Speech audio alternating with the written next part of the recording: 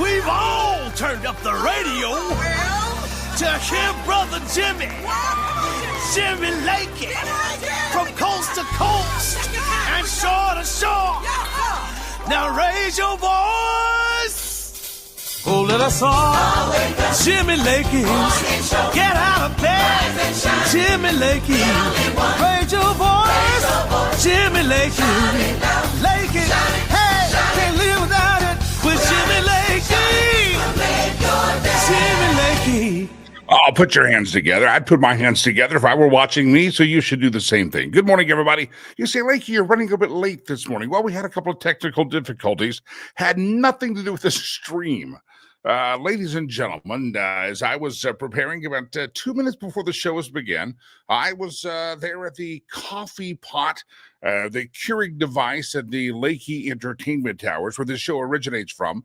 And at the Lakey Entertainment Towers, boom, the Keurig stopped working. And I was like, oh, we have panic setting in. I need a cup of coffee. Ready to drink from my Rivers Promise trusty mug right there. Provided by my friends Corey Clinton at our golf tournament. So I was ready to make the coffee, and so I finally get it to work a little bit. It doesn't do the full cup. It does like this much. So I'm like, oh, let's do it again. And it won't work, and I'm beating it. I'm praying for it. I'm laying hands on it. I'm exercising demons. I'm doing everything I can to get the coffee pot, the Keurig, to work. And I get just this much coffee, and then I sit down in a hurry at the broadcast desk that I'm sitting at now. And as I do, the lid on my my lid is not on my cup. And we knocked the cup over. I say we is royal, but it's me.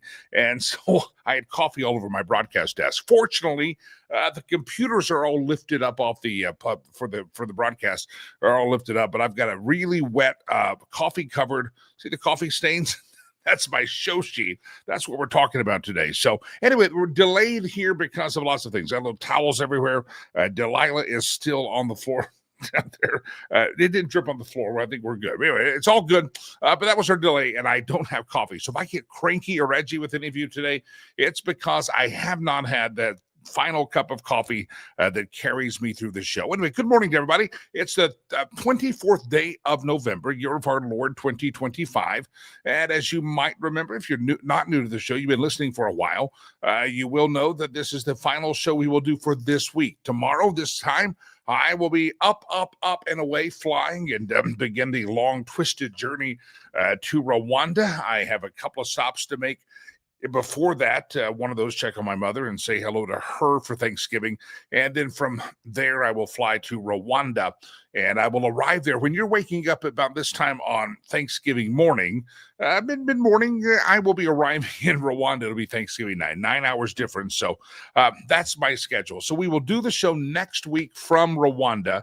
That is actually the plan, and it's worked before. We did that when we first launched the show. We did the show from Rwanda. The very first I was there that week doing it during the Christmas break. We started the show in a different studio here. Now we have this studio, and then we did the show remotely in Rwanda. So the technology should work, but next week I should be live from Rwanda, and you'll get to see the work of Rivers Promise. I cannot guarantee it, but it's possible I'll do so. I think it'll be dark by the time the show airs in Rwanda at the schools. I won't do it from the school because it'll be dark and no kids are there, but I'll probably do some pre-records there, and you'll get to see a lot of behind the scenes of what we do. So don't miss next week. I promise you, you do not want to miss it at all. Anyway, it's a glorious day the Lord has made. Monday. That brings up a couple of Thanksgiving questions I want to get to, but before I do, should we dive into a couple of news stories here?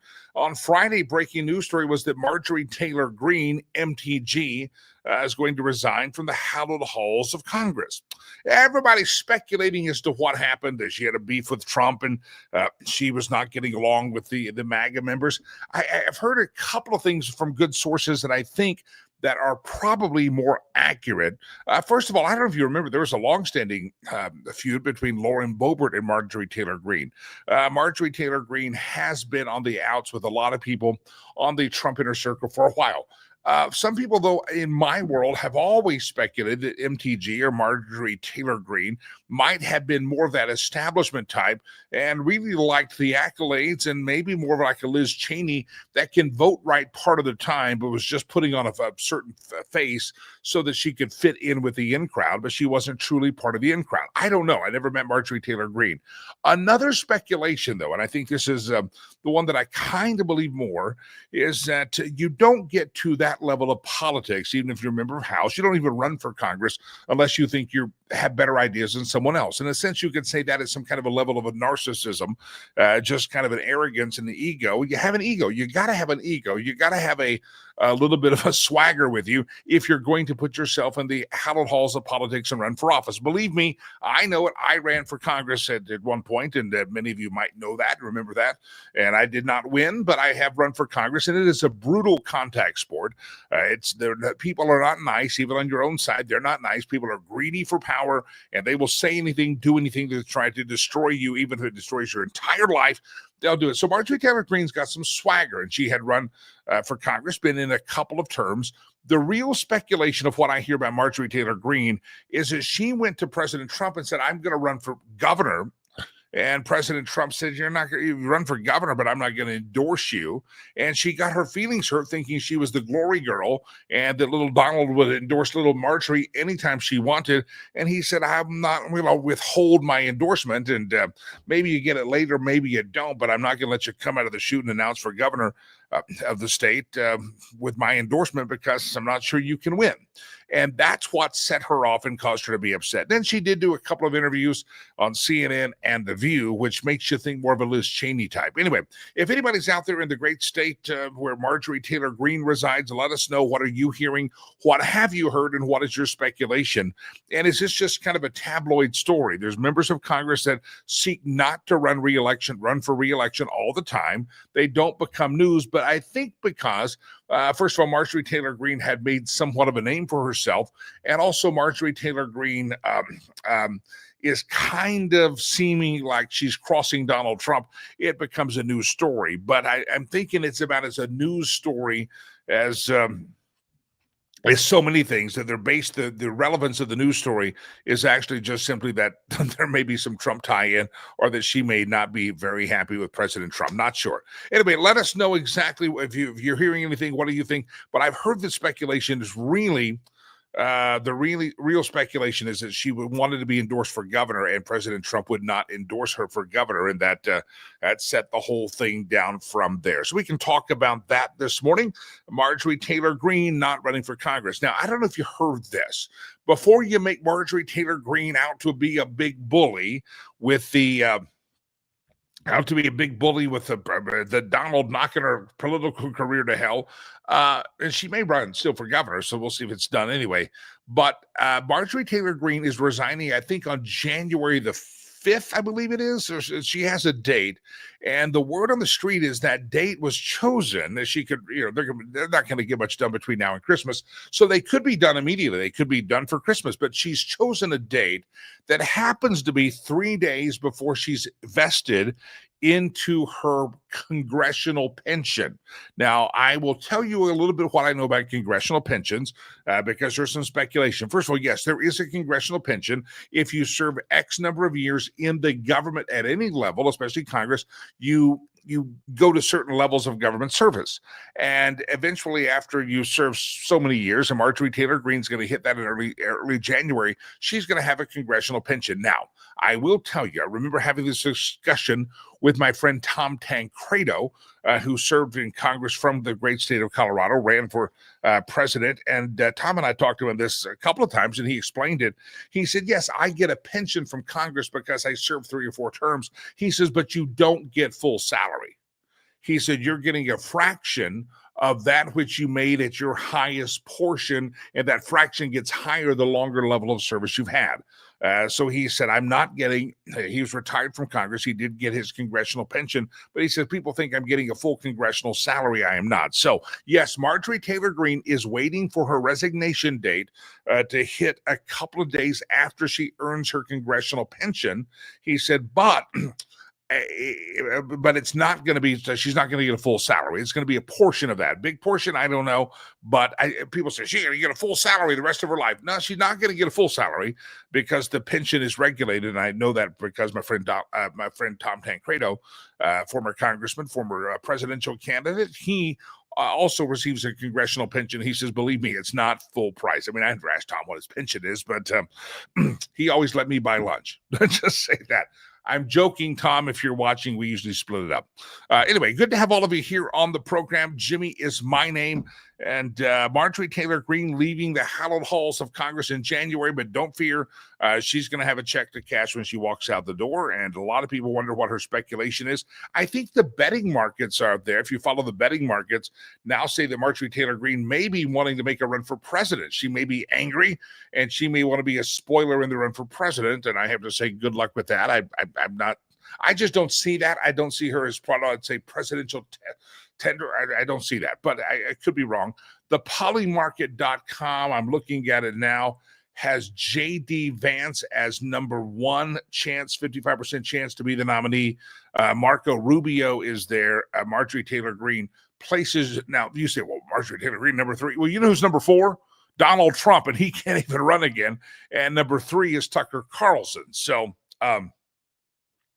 Ron DeSantis is on the list. Trump Jr., Ted Cruz is at 2%, Glenn Youngkin's at 1%. So let's just say there's a hefty drop-off between J.D. Vance and Marjorie Taylor Greene. And I would dare say by the end of a couple of months, Marjorie Taylor Greene will just be a blip on our radar screen. And I'm not saying she won't continue politically, but I just don't see her running for president. She may run. A lot of people run, but I just don't see it. Anyway, give me your thoughts on Marjorie Taylor Greene. Would love to hear those as well. I remember last week, one of the big stories of the day was the seditious comments by members of the Democrat Congressional Caucus, both U.S. Senate and the House of Representatives, warning members of the service, whether CIA, Army, Navy, Air Force, Marines, Space Force, etc., don't take illegal orders. Well, the media has actually been somewhat, I'll say somewhat, and that they use that very gingerly, somewhat inquisitive of these Democrats and saying, what are the illegal orders that you're afraid of? What's Donald Trump given an order for that's illegal? Amy Klobuchar, the senator from Minnesota. Now, I don't know what's up with you people in Minnesota, but you have some of the most dumbass representatives ever. You got Tim Walz, first of all. That is a shame on all of you, and it's a scourge on your house. Now, I can't say much. I come from the state of Colorado, and we have Jared Polis, and I don't know, outside of Timmy Walz, is there more of a jazz hand buffoon than Tim Walz and Jared Polis? I mean, absolute insane people. So I get it, but Minnesota, I think you'll one-up us. You have Klobuchar, who probably would have been Joe Biden's vice president had Joe Biden Joe Biden said he's going to have a woman. He said a black woman on the Supreme Court, but going to have a woman running mate. Well, there were no women that were really qualified. He actually looked at Karen Bass, who's now the governor of California, but she was just a lowly member of Congress. That didn't work. Then he looked at Amy Klobuchar. A lot of people think he really wanted Amy Klobuchar, but Joe Biden was, with the identity politics put in a box that he put himself, say it's got to be a female. Well, Amy Klobuchar had been seen early in her career as an anti-crime or harder on crime. And remember, Joe Biden was choosing his running mate right about the time of the George Floyd riots, where police were bad, defund the police. So Joe Biden was not going to pick probably a more qualified and at least more eloquent woman. I'm not saying smarter, but just more eloquent woman than Kamala Harris, because Amy Klobuchar from Minnesota was seen to be a pro police, and they're going to have to fight that. The same reason Kamala could not pick Josh Shapiro, because she's Jew, and Democrats are anti-Semitic and hate Jews. So the Democrats always have themselves in a quandary because they divide you up into these categories, and there's certain people you like and hate and don't like. So Amy Klobuchar could have been your VP under Biden, but he couldn't choose her because she was seen as pro-police or anti-crime. Well, she goes on television, and she kind of makes a dumbass of herself. I know that's not hard for her to do, but she goes on television and was asked, what orders are you and your colleagues afraid that President Trump is going to be breaking? And she kind of does a word salad. I don't have the video. It was not working. And then I had a coffee incident here at the studio and wasn't able to do the final push the button on that. But she said, well, it's like when he sends in the National Guard, and then the courts say you can't have the National Guard. And so if they go out and do anything, they're violating an order. They're fulfilling an illegal order. They can stay there, but they can't get people. And I'm like, Amy Klobuchar, you're not real smart. I don't know if you've been, I don't know if you've been hanging out. I don't know what you've been doing there in Minnesota. Maybe been sniffing tires like the governor's wife in Minnesota, Tim Walz. She liked to sniff the burning tires of the riots. Are your brain cells dead?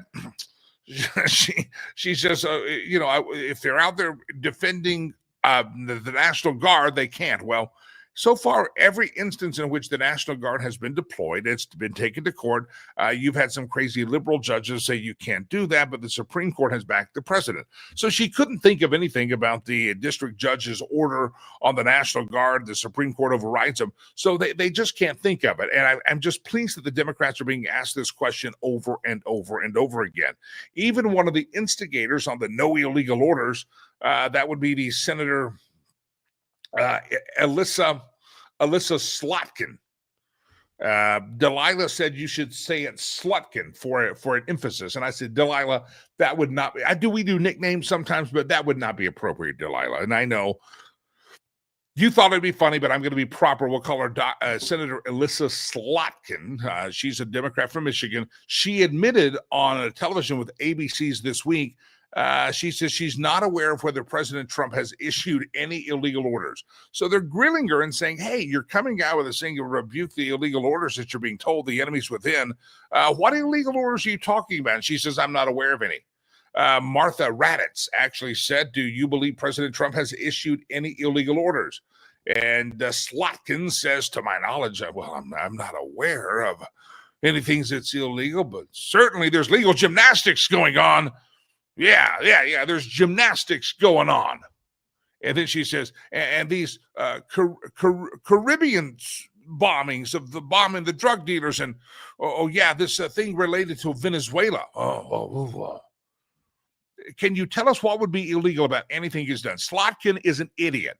The people of Michigan are being disgraced by this fool that calls themselves a U.S. senator, but she's an absolute buffoon, as is Amy Klobuchar. Women in the Democrat Party, I hate to break the news to you. You espouse yourself and say Trump's a racist, a sexist, and bigot. No, Trump's not a sexist. He just doesn't surround himself with fools like Slotkin and Klobuchar. He actually has competent women around him. And if you look at all the women that the Democrats have thrust upon us because they're the party of gender equality, if you look at all the women that they have thrust upon us, they thrust Hillary Rodham Kankles Clinton, they thrust Slotkin, they give us Klobuchar, they give us Kamala Harris, and we reject them. And that's why Democrats have to have men go get dressed up as women and hide their twig and berries and pretend to be women, because women out there that are actually Democrats are bat crap crazy, and that's who goes to the front of the line for the Democrat Party. So I just throw that out there for comparison. They've given you Klobuchar, they've given you Slotkin, they've given you Hillary Rodham Kankles Clinton, they've given you Kamala Harris. We know that Tim Walz's wife likes to sniff burning tires through the windows.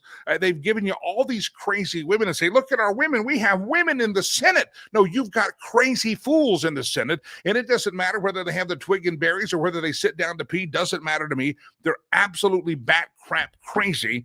And that's why Democrats now endorse men being able to dress up and pretend to be women, because the women that have glommed onto their party are absolutely insane. There's your analysis for the day about women in the Democrat Party.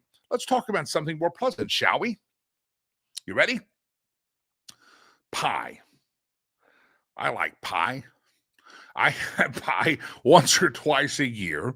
Up until yesterday, the last piece of pie I had was at Thanksgiving last year, as I spent it at the home of Alicia and Joshua Lewis of Lehman Lewis Financial Group. My son and I went there for Thanksgiving lunch. Very gracious invitation, and we went there and had a fantastic time. And I had pie, and I don't remember which pie it was. I don't remember, pumpkin or pecan. I don't know. And yes, it is called pecan pie. Now, earlier in the pre-show meeting, producer Chad was saying pecan pie.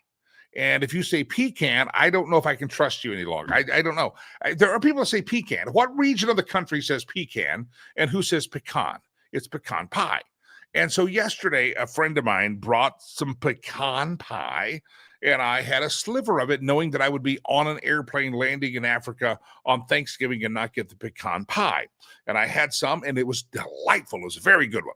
And I tried then in my head to go, do I like, for Thanksgiving, do I like the pumpkin pie, or do I like the pecan pie? And producer Chad and I were talking in the show while he was pronouncing pecan. Yeah, he's freaking, I don't know what.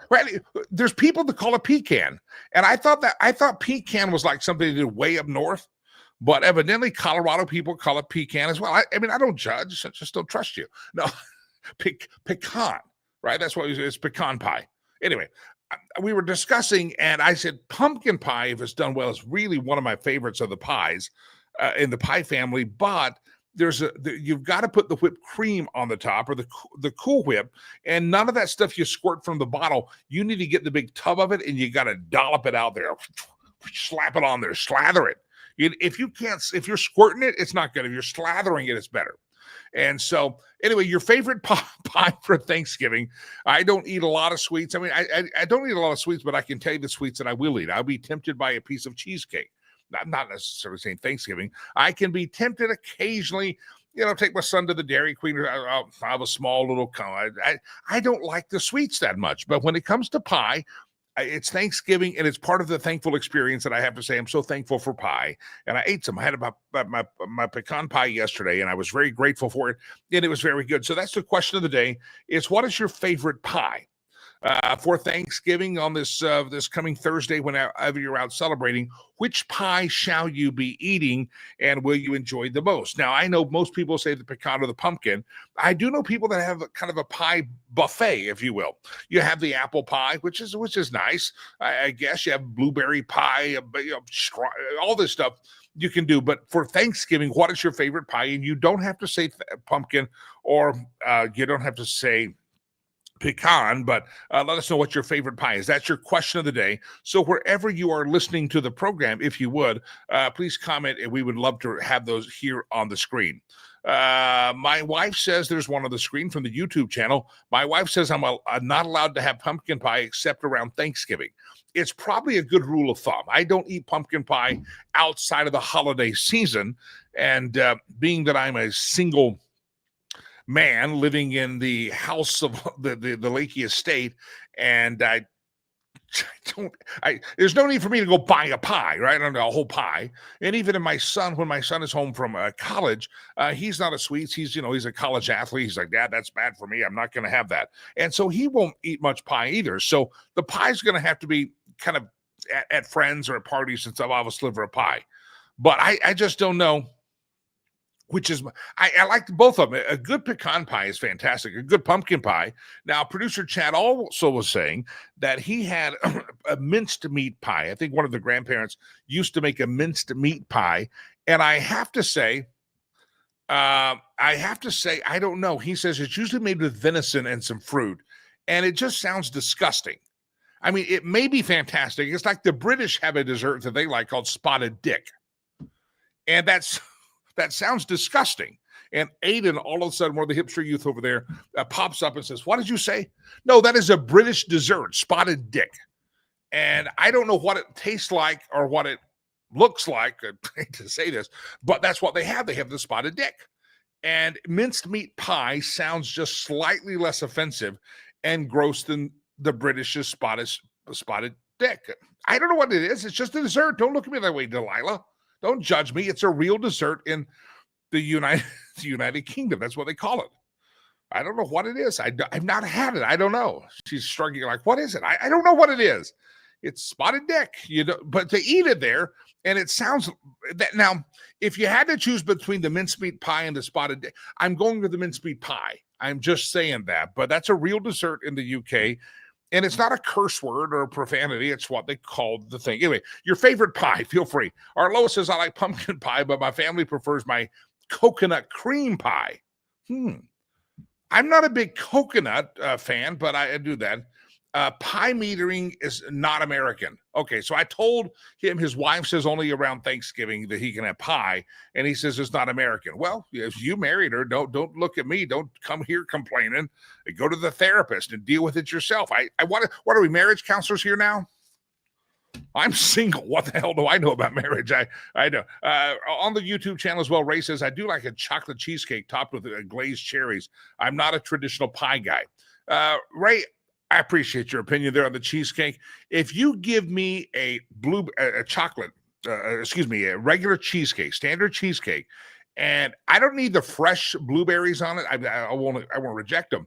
But the blueberry compote, that kind of gel, it's called compote. Yeah, you put that on top. Good Lord in heaven, that is heaven on earth with a good blueberry compote on the top and the cheesecake. That's a very fantastic thing, and that could be year round. Now, if it's March and someone says you want pecan pie, I'm like, it's not Thanksgiving. If it's April and they say you want pumpkin pie, I'm like, it's not Christmas. But you offer me cheesecake, then I might. Now, on the YouTube channel, Highway Living says someone's got to have your back.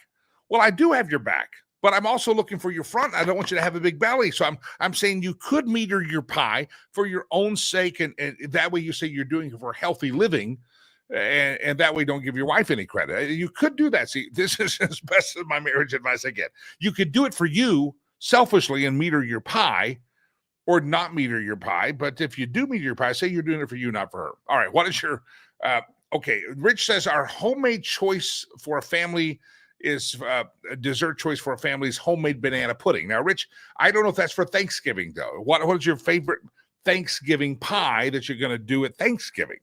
Banana pudding's great. Grandma used to make some green banana pudding. You got those Nilla wafers on there. That's a good thing. If you do it well, banana pudding is a fantastic thing. Haven't had it in probably 20 years, but it's really, really good. Did I mention my show sheet is soaked with coffee right now? It is totally soaked up with coffee. Don't know what we'll do with it, but it's there. I got another question on Thanksgiving while we're having fun with the pie discussion. Bob says cheesecake with the strawberry compote is also amazing. Yeah, I can see that, Bob. I can see that. I'm preferential to the blueberries, but I could see that. A good cheesecake is fantastic, but again, try not to eat them too often. Try not to. I've got another question for you. What is the best time that you eat your Thanksgiving meal? This coming Thursday, are you a lunch person, noon? Some people wait till dinner. I do remember a couple of times growing up, the Dallas Cowboys usually play that second game, which was 3:00 in the afternoon. And a lot of times we would go to that game, at least with family or my father and I, as a kid, would go to the Thanksgiving game. So it's sort of 3:00 Mountain Time, 3:00 Central Time, 2:00 Mountain. So by the time you got home, it was 6 or 7. And there were times that we waited until after the Cowboy game to have Thanksgiving dinner. And that always just seemed awkward, or we'd have to get back from the Dallas Cowboys game to have the Thanksgiving dinner. So that was always weird to eat that late. And there were a few times I remember family had come over, they gathered to watch the Dallas Cowboys game. And then after the Dallas Cowboys game was over, we would have Thanksgiving meal. Didn't like it as much. You're hungry. You don't want to snack too much. The food's cooking all day. And if you eat later in the day, that kind of occupies your entire day in the kitchen.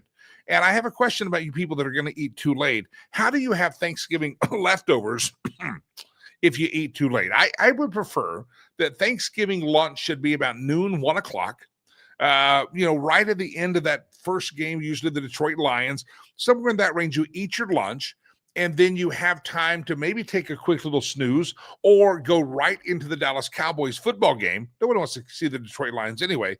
And then after that, by the end of the game, you're hungry, and that maybe you ate too much, you could go have your dessert. That was always a thing we'd do. We'd watch the Cowboys game, and after that, then you're no longer full, and you could rebutton the button on your pants, and have your dessert then, or have another round of turkey. So there's another question of the day on Thanksgiving is not just what is your favorite Thanksgiving pie, but when is the best time to eat the Thanksgiving feast at your home? I know producer Chad says they're going to eat later this year, and they're going to do that because they have to accommodate a family member who has to work until like 4 or 5 o'clock. So I get that. There's exceptions to the rule. I understand that. But if all things were equal and you were king for the day, what is the proper time to eat your Thanksgiving meal? On the YouTube channel, yet noon to 1 p.m. has always been that in our household. That's the best thing, because a lot of you get up, and I remember somebody would have some breakfast. Maybe there was some bacon or some biscuits from grandma on the counter, maybe some gravy. You served yourself a little breakfast snack, knowing that you're going to get your ass chased out of the kitchen here real soon, and you move right along and don't be in the kitchen anymore. Get the heck out of the way, if you would. And so anyway, there's your two questions of the day. When's the best time to eat Thanksgiving dinner, and what is your best Thanksgiving pie? Which one do you prefer? We'd love to hear from you. All right, back to the news. Then I want to talk about Africa, and I'm heading over there, as you know, this week. And the next time after today that you see me live on the camera, good Lord willing, is going to be when I'm actually in Rwanda doing the show. If you weren't with us last year when we started this show, we did some of the early shows from Rwanda, and it's always fun, and the backgrounds of the people, and it's a good time. So join us, and we will we'll connect with you next week. But I have this interesting story. You ever notice how divided America is? I mean, if you're as long as you're out in the public, you know that we're very, very divided.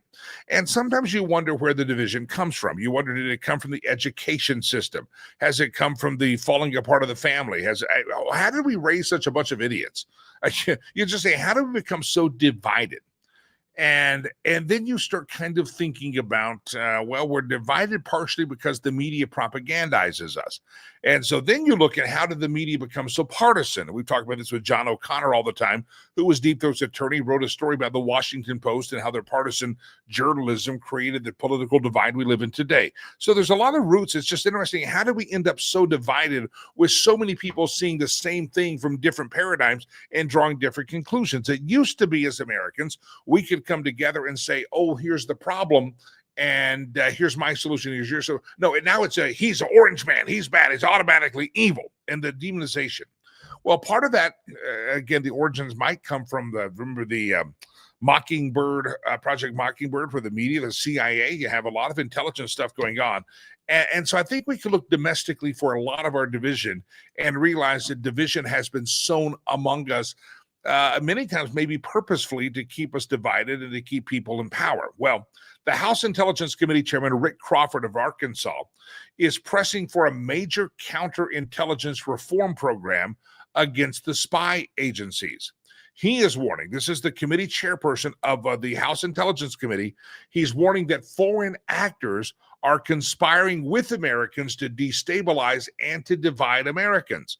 So if you think it's just the Mockingbird media, you think it's just the public schools, you think it's just this, and this, this guy, Crawford, tells Just the News, he says, I think there's a whole network of both state and non-state actors that bring that to bear here in the United States, that to exploit any kind of political divide that might exist or schisms that may exist even without political party. So foreign actors help us sow discord. We've seen the malign influence from state actors. It includes China and Russia and Iran, but there's also non-state actors that can be bidding on the nation state as well.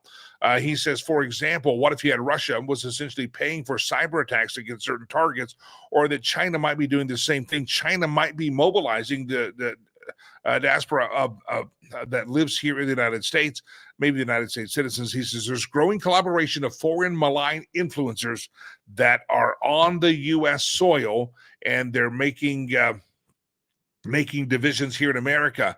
And Crawford is now pressing for counterintelligence reforms as an urgent matter of national security. And he says, I think FBI Director Kash Patel is doing a tremendous job inside the intelligence community in putting a new way of thinking forward and structures employed. He says, but we need to talk about this. We need to be in a position to intercept these types of things and protect our citizens here at home. And we can broaden our scope and bring a lot of expertise and a lot of good augmentation to what the FBI is already doing. We need reform of the counterintelligence reform here in America. It brings me to the consideration. I just throw this out here for you to contemplate and consider. Yeah, we have an education problem. We have a media problem. All these things are true. And do you notice that when President Trump, I think, played it very well, when Mamdani went to the Oval Office and President Trump said we had a reasonable discussion. And people were shocked by that. People were, Mamdani, why did you even stand by the president? People were criticizing Trump and going, I can't believe he complimented Mamdani. I remember back years ago, I was on the radio station that many of you heard me on. The radio station you heard me on was 600 KCOL, and from on those that iHeart ship, I was on the radio, and for years, you've met him on this show. He had to take some time off. We'll have him back on soon, but Steve Laffey. And Laffey and I would talk about it. Steve Laffey ran for president. You might remember that as well.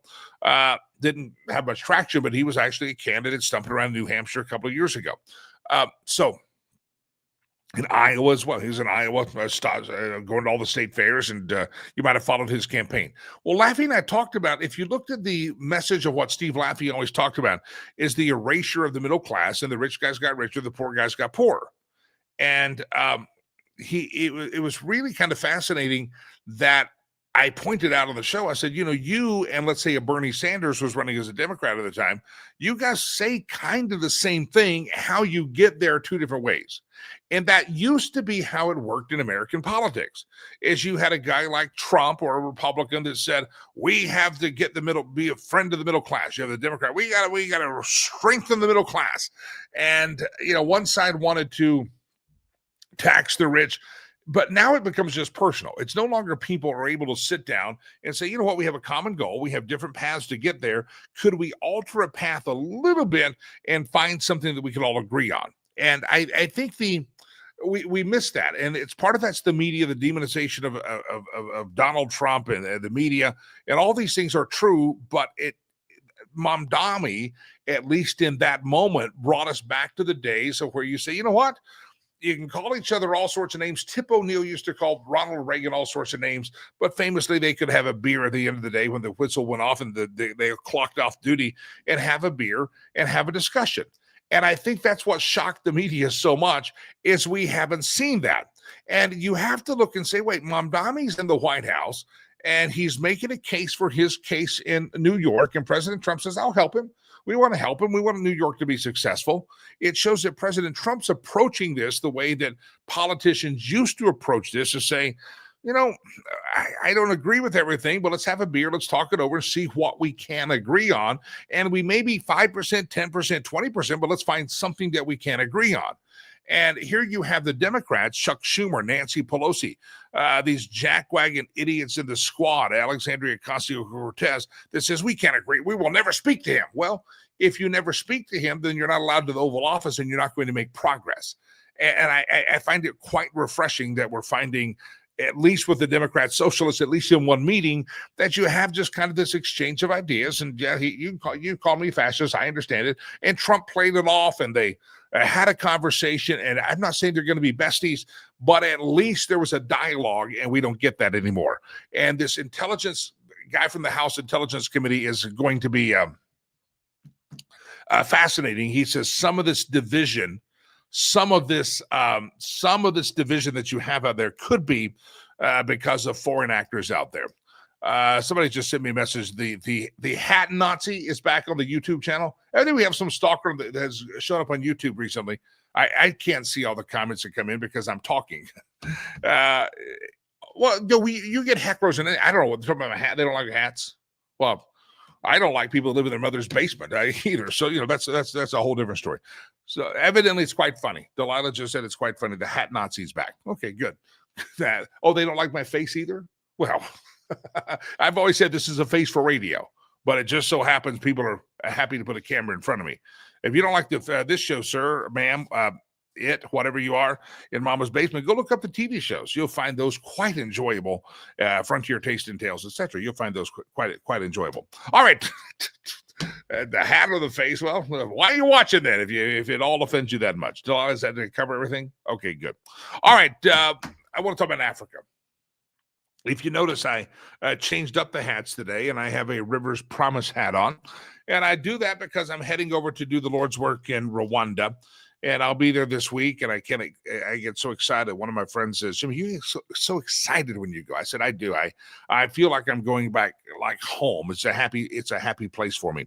And a lot of you have been so good the last couple of days with some donations. And I want to remind you that today's the last day you're going to hear about this until next week. But we're asking for you to help us with our Christmas project. And our Christmas project is that I go shopping. We go over there. You might remember some of the scenes, and we'll have some more for you this coming week. But we go out and we buy shoes. Shoes are a very hot commodity. The kids just need shoes, and they desperately need the shoes. They have to have shoes because obviously they're walking around barefoot. Literally, when we got to this area of Rwanda after we closed up the orphanage my son had been raised in, or not born in, but was at.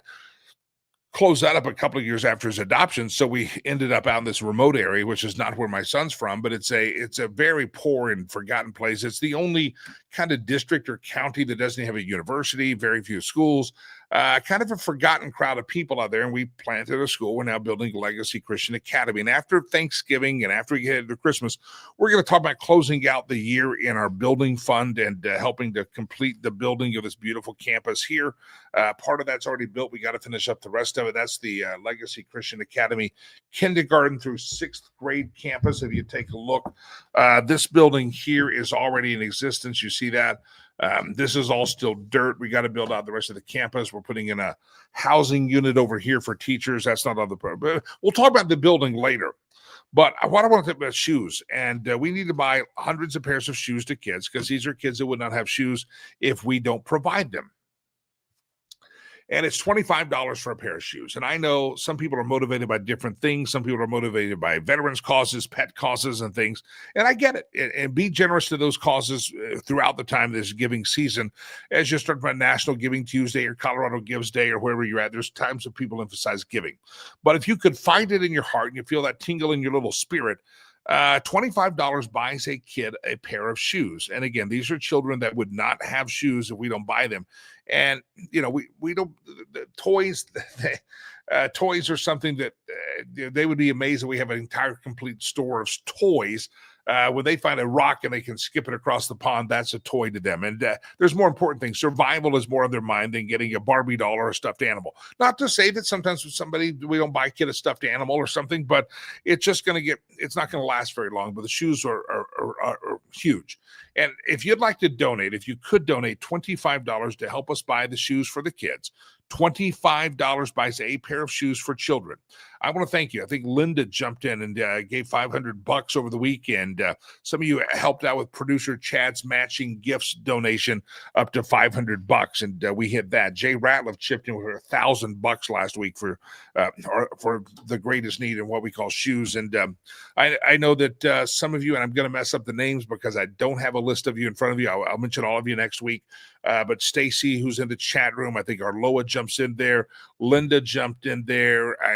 Jim jumped in. There's just a bunch of you that watch this show. And I just see the names and I say, oh, I think that's the person from the program. Sometimes I match the names. Some of you have code names on here and I get it. But man, thank you so much. And producer Chad did matching funds. And I said, I wonder what I could do. And so I'm going to do this today. We're almost wrapping up, and here in the next 24 hours, I will be airborne, and I will match. We're going to spend Jimmy's money now. We spent producer Chad's money, and I want to offer the same thing that producer Chad did. I will match up to, I will say $500. The next $500, I will match it. So if you guys pitch in $500 together, $25, $10, I'll match it. I'll match that. And if I get really good and I get real happy and my coffee ever kicks in, I might take it to 1,000. but I haven't had enough coffee to think that through. I I haven't had I haven't had enough coffee to go 1,000, but I'll go $500. The next $500, I will match up to 500. Producer Chad did it. What's good for the goose is good for the gander. I'm not calling him a goose or me a gander, but you get to say. Producer Chad and I are partners on this program, so I'm just going to I'll match it. I'll do the same thing. $500. That'll be $1,000. And again, once I get some coffee, because my coffee is all over my show sheet here. Once I get my show sheet coffee on, it's all wiped up. I'm dealing with a soaking wet stack of stuff here because the coffee spilled. So once I get coffee, I may go 1,000. I'll let you know. But let's do $500. Everybody go to riverspromise.org. Somebody just sent me the message that the YouTube guy saying, I guess I hurt his feelings by calling him a Nazi. Well, the hat Nazi is like a soup Nazi. It's not like a real Nazi. It's a soup Nazi. Remember what, Seinfeld? Don't be so delicate. Seinfeld, no soup for you. He's called the soup Nazi. And it says, somebody's out there saying, no hat for you. Well, that's a hat Nazi. It's not like I'm calling you Adolf Hitler or anything. I'm calling you like the soup guy, but you're the hat guy. And somebody, okay, they're flashing here. I'm so sorry. The truth about your hat hurt your feelings so badly. Listen, I've been doing talk radio for a long time and talk media. Talking about my hat does not hurt my does not hurt my feelings at all. I don't give a rat's ass whether you like the hat or it doesn't matter to me. I just think it's funny that people would spend any amount of time. You know, I spend my time talking news, trying to change culture and maybe save lives in Africa. And I just find it interesting that anybody spend any amount of time watching the show to talk about the size of my face and the hat that I have on my head. It's got to be a really pathetic existence. I just find that to be a sad thing. So anyway, I just throw that out there. It's not like soup Nazi. It's a Seinfeld reference. Boy, you know you're old when the youngsters out there don't know the Seinfeld reference. Delilah, you know the soup Nazi? She's shaking her head no. She's a little bit? Okay. She says a little bit. She thinks she knows. I mean, she has no clue. Anyway, I'm glad to have all of you here. $500. I'm going to match $500 in donations, and I'll do that through the end of the day. And, $500. I'll match them. 20. You give 25, I'll get 25. You give 15, I'll give 15.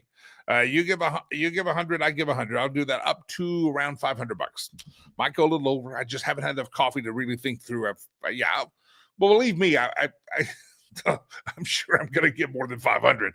But I'll match the next 500. You have 500 extra. I've already given some donations. I'll do another 500. So $500 matching donations. If you want to get even with Lakey, you don't like his hat.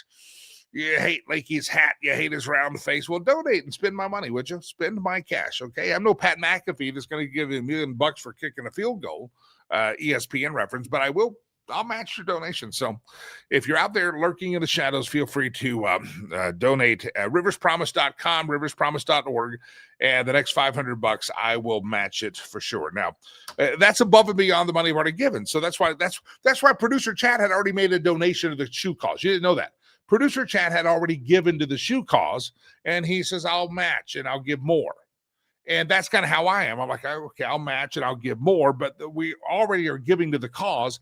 And so this isn't like, hey, this is what I was already planning to give, so I'm just going to give it in. No, Producer Chad had already made a donation earlier that week to the shoe cause to Rivers Promise. And he decided he was going to give more and match it. And that's kind of where I'm at. I'm like, I've already given. My budget of giving is done, but I'll do more if you'll match it. So this is not necessarily some weird gimmick of just, well, I was going to give 500 anyway or 1,000 anyway, so I'll match it. No, I already give it. I've already written the check, but I'll dig deeper if you will help us. So go to riverspromise.com, riverspromise.org, and I would love to do that. I'd love to match those for us, and I'm going to spend it for us too. We're going to go over there and we're going to go to the markets there, and it's quite a treat to go to the markets. It's a fascinating and a very, very, very fun time. All right, what else do we have in the news that we can't wait to get to? Marjorie Taylor Greene, we hit that. Foreign actors causing our division. Possibly so. And Democrat senators still can't find anything that Donald Trump has done that's an illegal order, but make sure you refute those illegal orders, but he hasn't made any. So Democrats, again, have egg on their face. Your question of the day comes back to the phrase of what is your favorite type of pie?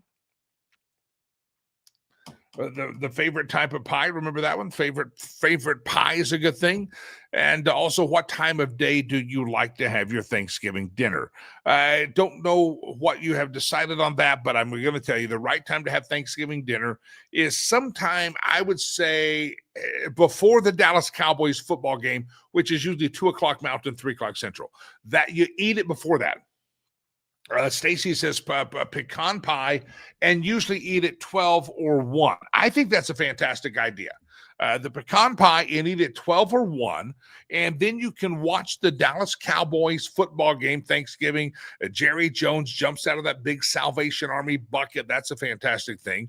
And Santa Claus shows up. Dolly Parton shows up in a cheerleader costume like she did a couple of years ago. And it's a good day. And then after the football game, if you don't fall asleep during it, you can take a little brief nap maybe during halftime if you want. And then you can have your leftovers and your pie afterwards. I think that is I think that's a fantastic thing to eat about 12, 1 o'clock. And as you eat at 12 or 1 o'clock, take a nap, watch some football, and then go back for the leftovers afterwards, or have the pie after. That's the best plan. Stacy, you're on it. Any of you that are eating later, you better have a good excuse. Producer Chad's eating later because he's got to accommodate for a daughter that doesn't get off work until a bit later. I get that. That's totally acceptable. But if you're doing Thanksgiving, we call it dinner. It's really Thanksgiving lunch.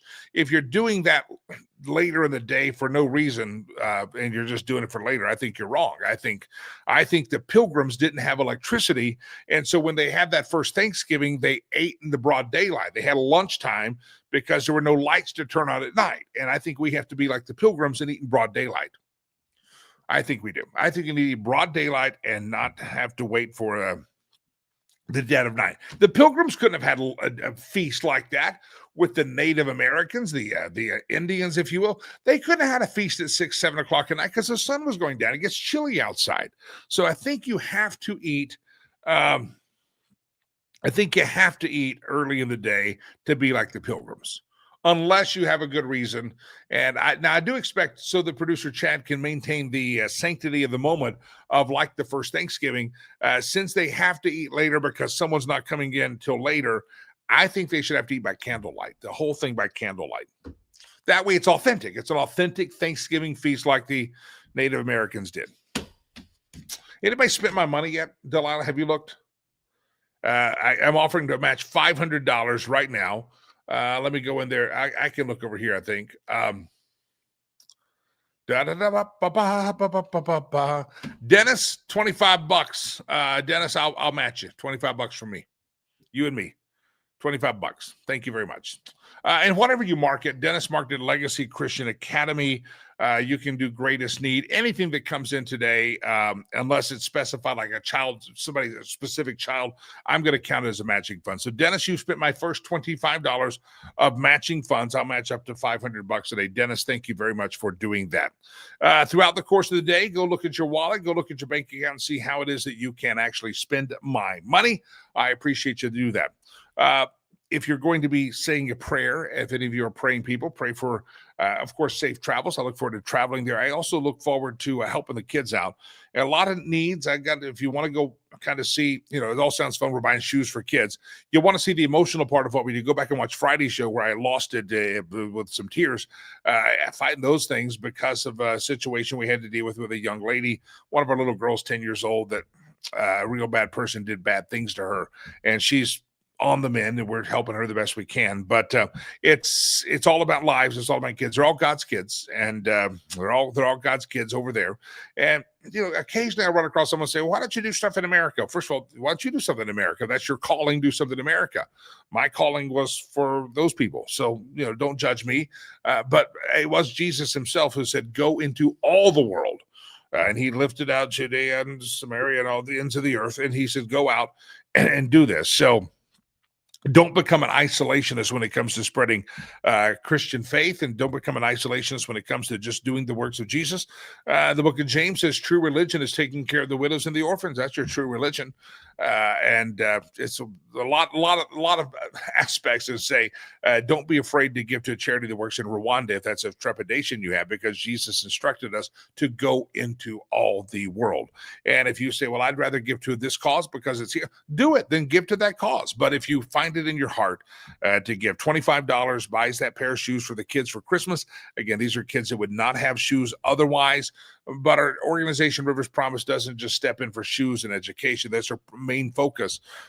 We had a child 2 years ago, almost now, last year, I believe, on her way home from school, or she wasn't at school. She was missing school that day, had been sick. She was going to kind of a babysitter's house, and she got run over and killed. And we helped with the funeral expense. Somebody said, why did you pay for the funeral expense? Because culturally, had we not helped with that funeral expense, this mother would have been cast out from the village, and probably would have just said the dead of night, picked up her and her kids out of the schools and headed as far away so no one knew, because she would have been considered abandoning her child because she couldn't do that. It was culturally a faux pas, and it would have sent this woman into disgrace and her family into disgrace for the rest of her life. And so a few $100 here and there. It's not our practice. We're not a funeral company, but we try to help out where we can. We had this little girl that was raped 3 times, 3 different days by a bad man, and that bad man's in jail, probably never going to see the light of day again in Rwanda, but we help her, and if she attends our school, we help her. And so again, $25 buys a kid a pair of shoes, but when you give to the greatest need, shoes are great, but there's other things that we do that you just have to think of, what if we had not been there for that little girl who had the funeral? What if we had not been there for this girl that is getting immediate help, a medical testing, make sure she didn't catch any kind of a disease from her perpetrator. All these things that you don't think about, and then thank God we were there for this little girl. And so we talk about shoes, talk about Christmas, and it's all fun, and think about buying a kid a gift. But when you do give throughout the year to Rivers Promise, you're actually literally, I believe, you're saving lives. And these are kids that God put on the planet for a reason. And let's not sit here and arrogantly say, well, that's over there, I'm over here. Well, Jesus told us to go to all the earth, the ends of the earth, and do his work. And that was called the Great Commission. And sometimes the Great Commission is done by people preaching and big revival meetings like a Billy Graham. And sometimes the Great Commission can just be going in and illustrating and demonstrating the heart of Jesus to people. And then they go, why are you so kind to us? We're just a bunch of people in a remote back area of Rwanda. No one's ever thought of us before. Why do you think of me? Why do you care? They ask it all the time.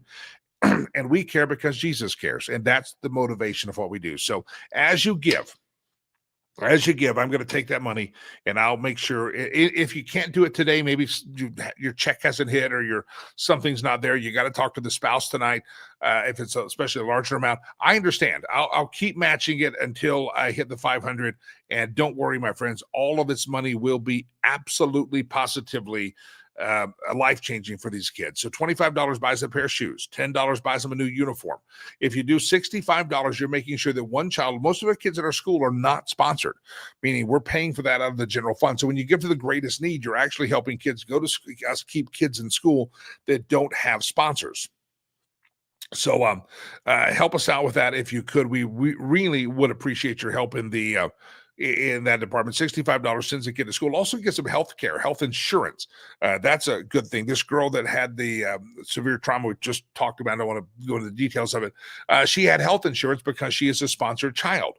Now, of course, some of the help that we need to get her was a little bit outside of the parameters of her health insurance, but it was a lot easier for her because she did able to have the health insurance. So riverspromise.org, riverspromise.com. I'm going to match the 25 I'm going to match, let's see, somebody else just kicked in. Arloa just kicked in. Arloa's spending my money.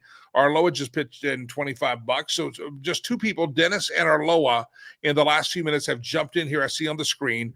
And so they've given 50 between them, and I'm now giving 50. So see, their 50 has become my 50. Now we have $100. That's how this thing's going to work. So go to riverspromise.com, riverspromise.org. If you yeah, I love to spend my money today. Match it. Producer Chad's match happened by a couple of hours after the show. And let's see when mine ends as well. Riverspromise.com, riverspromise.org. All right, ladies and gentlemen, have some pecan pie today. Have some pumpkin pie today. And I have to tell you this. I would like to say this right here.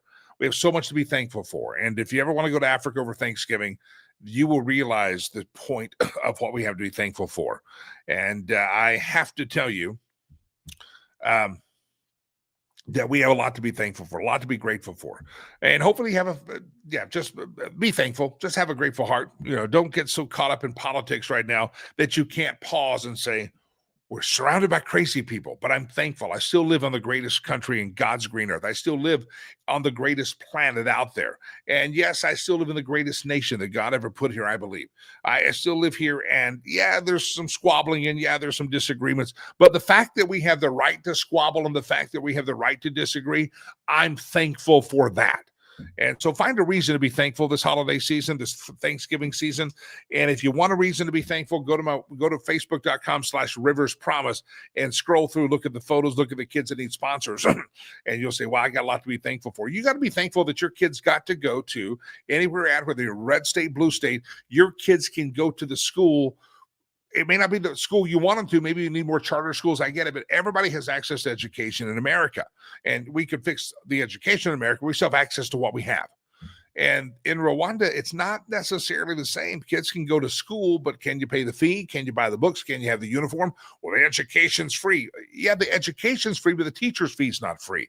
And so kids need sponsors. So be thankful. Again, even though you're surrounded by crazy people and disagreement and disarray, and it's okay. We live in a country where it's free to disagree, and we should be thankful for that.